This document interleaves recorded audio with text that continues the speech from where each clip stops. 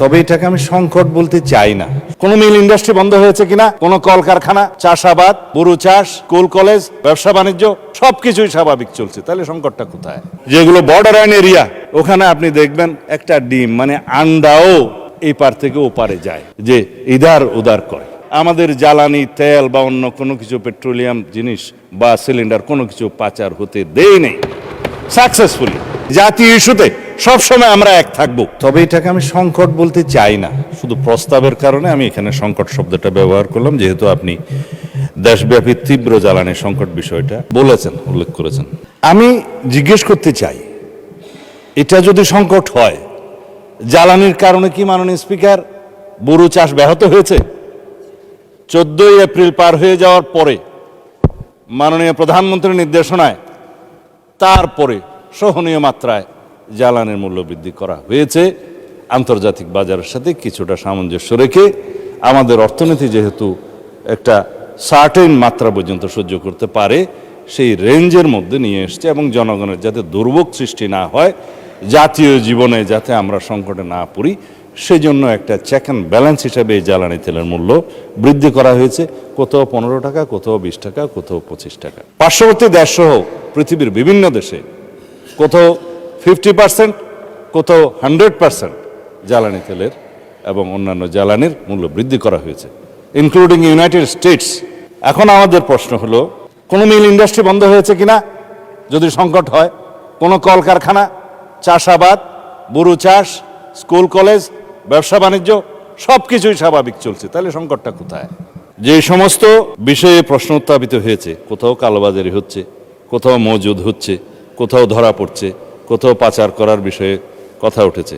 স্বরাষ্ট্র মন্ত্রণালয়কে অনেকে অঙ্গুলি নির্দেশ করেছে, কি করছে?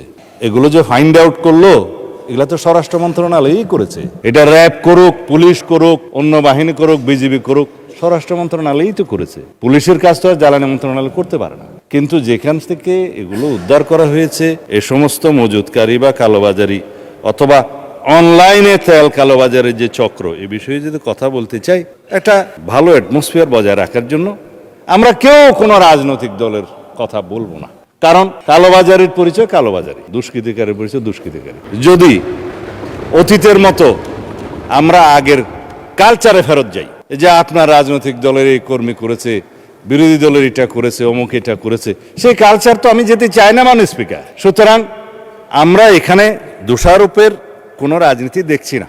ধন্যবাদ জানাই মাননীয় বিরোধী দলের নেতাকে, যে আপনি আলাপ আলোচনা করতে চেয়েছেন সরকারি দল বিরোধী দল মিলে, যদি কোনো রকমের সংকট হয়, এবং সেই ক্ষেত্রে জাতীয় ভিত্তিতে জাতীয় ইস্যুতে সবসময় আমরা এক থাকব। যেমনভাবে আমরা এক থেকেছি বিগত ফ্যাসিবাদী স্বৈরাচারী বিরোধী যে আন্দোলন, সেই আন্দোলনে যে জাতীয় ঐক্য আমাদের মধ্যে গঠিত হয়েছে, সৃষ্টি হয়েছে, সেই ঐক্যটাকেই শক্তিতে রূপান্তরিত করে আমরা এই নেশনকে এগিয়ে নিয়ে যাব, জাতিকে এগিয়ে নিয়ে যাব। সেখানে আমরা একমত। এই ইস্যুগুলো সাধারণত এইভাবে জাতীয় সংসদে আলোচনা কখনো আগে হয়নি মাননীয় স্পিকার। আমার অন্তত সংসদীয় রাজনীতি ইতিহাস আমি দেখেছি, বিগত দিনে কোনো সেশনে একটা বা দুইটার বেশি মুলতবি প্রস্তাব আলোচনা হয়নি। 68 বিধিতে খুব রেয়ার আলোচনা হয়েছে। কিন্তু আমরা এই জাতীয় সংসদের আলোচনাকে অর্থবহ করতে চাই। এই আলোচনাটাকে শুধুমাত্র আলোচনায় টকড আউট করে দিতে চাই না। এখান থেকে যদি কোনো সলিউশন বেরিয়ে আসে, সেটা আমরা গ্রহণ করব এবং মন্ত্রণালয়ের সেটা আমরা এক্সিকিউট করব। মাননীয় প্রধানমন্ত্রীর কাছে আমরা নির্দেশনা চাইব, সেটা আমরা বাস্তবায়ন করব। আজকে মাননীয় প্রধানমন্ত্রীর এখানে আমাকে একটু প্রশংসা করতেই হয়। উনি প্রশংসা পছন্দ করেন না, তারপরেও করতে হয়। তিনি যদি দিক নির্দেশনা না দিতেন, আইন শৃঙ্খলা বাহিনী সহ এবং স্থানীয় পর্যায়ের জেলা পর্যায়ের ডিসি, এসপি এবং যারা পেট্রোলিয়াম সেক্টরে কাজ করে তারা সহ যদি মাঠ পর্যায়ে সবাই তদারকি না করত, তাহলে বড় ধরনের বিশৃঙ্খলা হতে পারত। প্রত্যেকটা পেট্রোল পাম্পে, প্রত্যেকটা ডিপোতে ডেইলি ভিত্তিতে রুটিন করে সেখানে তদারকি করা হয়েছে, সেখানে সমস্ত ডাটা সংরক্ষণ করা হয়েছে এবং সকাল বিকাল সেখানে মনিটরিং করা হয়েছে কোনো রকমের অনিয়ম হচ্ছে কিনা। তারপরেও কিছু কিছু অনিয়ম হয়েছে, কারণ যেখানে দ্রব্যমূল্য কম থাকে সেই দ্রব্যটা মজুত করার, পাচার করার এবং অপচয় করার একটা প্রবণতা এটা হিউম্যান বিইংয়ের মধ্যে থাকে। যেগুলো বর্ডার এরিয়া, ওখানে আপনি দেখবেন একটা ডিম মানে আন্ডাও এই পার থেকে ও পারে যায়। সেটা আমার চাকরি জীবনের অভিজ্ঞতা। যেমন চাঁপাইনবাবগঞ্জে, যেমন নওগাঁতে, বিভিন্ন বর্ডারে তারা এটা স্বাভাবিক ব্যবসাই মনে করে অনেকটা, যে ইদার উদার করে।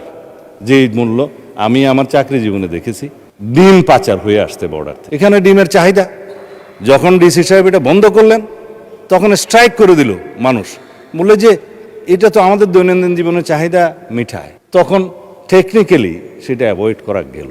এগুলো আমি ইন্সপায়ার করছি না, এটা স্বাভাবিকভাবে যে দেশের যে বর্ডার এরিয়াতে যা কিছু দ্রব্যমূল্য কম থাকে সেটা পাচার হয়ে যাওয়ার একটা টেন্ডেন্সি থাকে।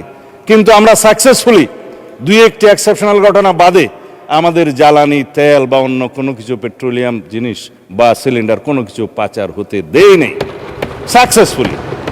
অবশ্য স্বরাষ্ট্র মন্ত্রণালয়ের কৃতিত্ব কোনো সরকারের সময় কেউ স্বীকার করে না, কারণ যত দোষ নন্দ ঘোষ, এখানেও তাই হয়েছে। যা কিছুই হবে স্বরাষ্ট্র মন্ত্রণালয় কি করে, স্বরাষ্ট্র মন্ত্রণালয় উত্তরাধিকার সূত্রে যা পেয়েছে সেটা আপনারা জানেন। আমরা আইন শৃঙ্খলা পরিস্থিতি আল্লাহর রহমতে সমুন্নত রাখতে সক্ষম হয়েছে এই পর্যন্ত। যেই ইনফ্রাস্ট্রাকচার, যেই জনবল এবং যেই পুলিশ কাঠামো এবং যে আইন শৃঙ্খলা বাহিনীকে নিয়ে আমরা যাত্রা শুরু করেছি, সেই অবস্থায় এর চাইতে বেশি কিছু কি আপনারা আশা করতে পারতেন? এখন আমরা এই পুলিশ বাহিনীকে মোরালি স্ট্রং করার জন্য আমরা মোটিভেট করছি, তাদেরকে ওয়েল ইকুইপড করছি, এবং আমরা যে সমস্ত যানবাহন ধ্বংসপ্রাপ্ত হয়েছে বিগত মুভমেন্টের সময় সেগুলো পরিপূরণ করে, এবং আমরা একটা স্ট্রাকচার রেডি করে জনবলগুলোকে আমরা সঠিকভাবে যাতে আইন শৃঙ্খলা নিয়োজিত কার্যক্রমে সঠিকভাবে ব্যবহার করতে পারি, জনবান্ধব এবং পাবলিক ফ্রেন্ডলি যাতে একটা বাহিনী হিসেবে এস্টাবলিশ করতে পারে, সেই জন্য কাজ করছে মাননীয় স্পিকার। আমরা ওভারনাইট এই বাহিনীকে ঢেলে সাজাতে পারবো না, সেজন্য সময় লাগবে। আমরা ওভারনাইট অন্যান্য কিছু আইন শৃঙ্খলা রক্ষাকারী বাহিনী আমাদের আছে, যেগুলো বিজিবি সহ, এপিবিএন সহ, র্যাব সহ আরও অনেক বাহিনী আমাদের আছে, কোস্টগার্ড সহ সব জায়গায় আমরা তাদেরকে এমনভাবে কার্যক্রমের জন্য আমরা মনিটরিং করছি, নির্দেশনা দিচ্ছি, যার সুফল দেশবাসী পেয়েছে। আপনারা জানেন নিশ্চয়ই, চট্টগ্রামের একটা জায়গা অনেকটা নিয়ন্ত্রণের বাইরে চলে গেছিল, রাষ্ট্রের বাইরে আর একটা রাষ্ট্র হয়ে গেছিল। সেই সলিমপুর জঙ্গলকে আমরা কিভাবে উদ্ধার করেছি এবং রাষ্ট্রের নিয়ন্ত্রণ নিয়ে এসেছি। যেখানে র্যাবের অফিসাররা দিনের বেলায় যেতে সাহস করতো না, তাদেরকে হত্যা করা হয়েছে, সেই রকম অঞ্চলকেও আমরা আইন শৃঙ্খলা নিয়ন্ত্রণকারী বাহিনীর কাছে নিয়ে এসেছি। সুশৃঙ্খলভাবে আমরা এখন পরিচালিত করছি।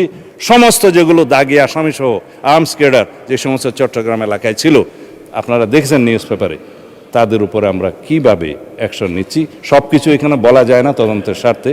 আপনারা দেখবেন ইনশাআল্লাহ সুন্দরবনে যেভাবে আমরা এখন একটা সুপরিকল্পিতভাবে আমরা যে অপারেশন চালাচ্ছি, যে ইয়েতে সমুদ্র অঞ্চলে যেখানে উৎপাত শুরু হয়ে গেছিল, সেখানে আজকে কোনো উৎপাত নাই।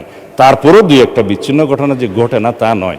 সুন্দরবন থেকে সলিমপুর জঙ্গল, বর্ডার এরিয়া থেকে সমস্ত জায়গায়, ঢাকার কেন্দ্র থেকে সমস্ত এলাকায়, পেরিফেরি থেকে সেন্টার পর্যন্ত ইনশাআল্লাহ আগামী দিনে আইন শৃঙ্খলা রক্ষা বাহিনীকে আমরা এমনভাবে কর্মকাণ্ডে নিয়োজিত করব আপনাদের সহযোগিতায়। ইনশাআল্লাহ বাংলাদেশে যেটা আমি বলি যে মব কালচার আর থাকবে না, সেটা আমরা অবশ্যই প্রতিষ্ঠা করব।